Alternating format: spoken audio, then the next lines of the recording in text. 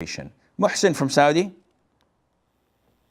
Assalamu alaikum. Salam rahmatullah. How are you, Sheikh Assim Al-Hakeem? I'm fine, Jazakallah khair akhi, for asking. Yeah, I want to know this in India, Pakistan, they give Jummah khutbah in native language. So this is permissible, right?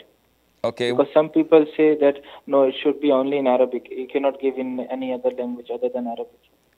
Okay. So this is my question. Only? Yeah. Okay, I will answer inshallah. Jazakumullah khair. Wa baraka fikum.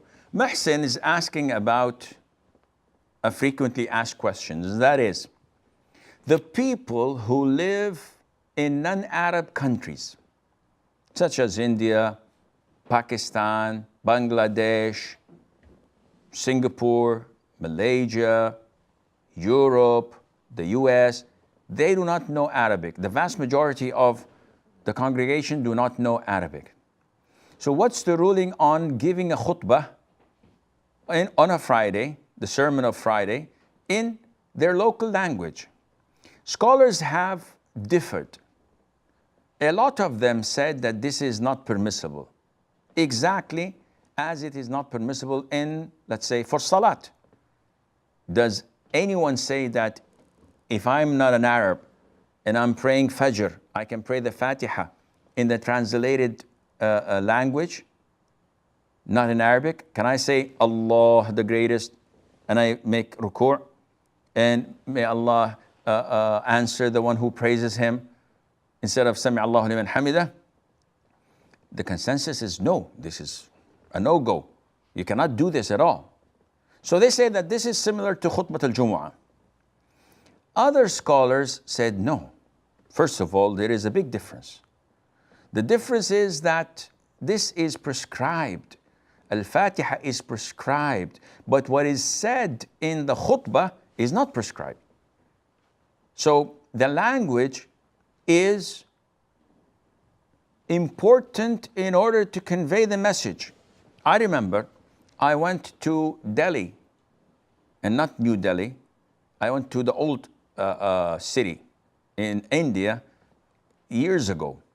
And I attended a masjid in one of the biggest, attended the Friday prayer in one of their biggest masjids. Beautiful place, filled with Muslim Indians, in a sight that brings joy to the heart to see all these Muslims coming early for this great weekly sermon.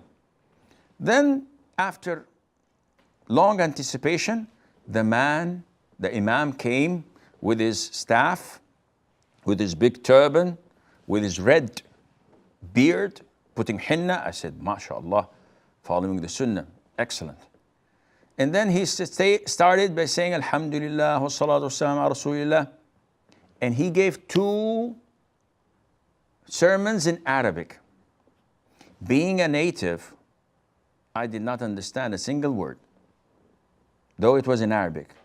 And I was looking at the congregation who do not know Arabic to begin with, and it was nothing to them as well. So the only person who understood the Friday sermon was the Imam himself. That's it. Because his Arabic was so lousy, I couldn't understand anything of his khutbah. And because it's in Arabic, the congregation did not understand.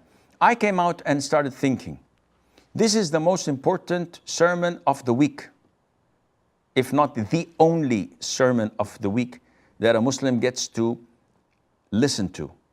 And what use is it to them if they are not able to understand? So definitely this is not what Islam wants. For a 1.7 billion Muslims to just waste a good hour listening to something they have no understanding of, while the other option is available. And what is the other option? The other option is that the Imam says the Shahada.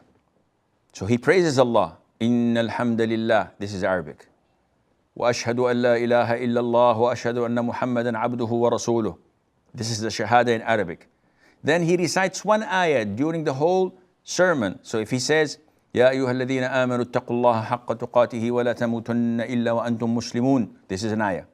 And then that is it. These are the requirements of the khutbah, as the jurors and the scholars say. If you say this, and then afterwards you continue your khutbah in your local language or in English or whatever language that is understood to the people, this is totally fine and legit. And those who claim that this is not permissible are definitely dead wrong. Some people compromise. So they give the first khutbah in Arabic and the second khutbah a translation of it in their local language. This is okay, but it will prolong the time, because the first khutbah, everybody's playing with his fingers or with his keychain or with his miswak because he's not understanding a single word. Other people do something different, and that is they give the khutbah in their own local language before the actual time of Jum'ah. So it's like a circle or a dars, or they call it in some countries, your country, bayan. And then when it's time for salat, the imam comes and says in Arabic, Assalamu alaikum wa rahmatullahi wa barakatuh, and sits down. The mu'adhin gives the adhan, and then he gives a khutbah in Arabic, which nobody understands, and then he prays the salat afterwards. But the win-win situation is the one that I have told you about in the beginning, and Allah Azza wa Jal knows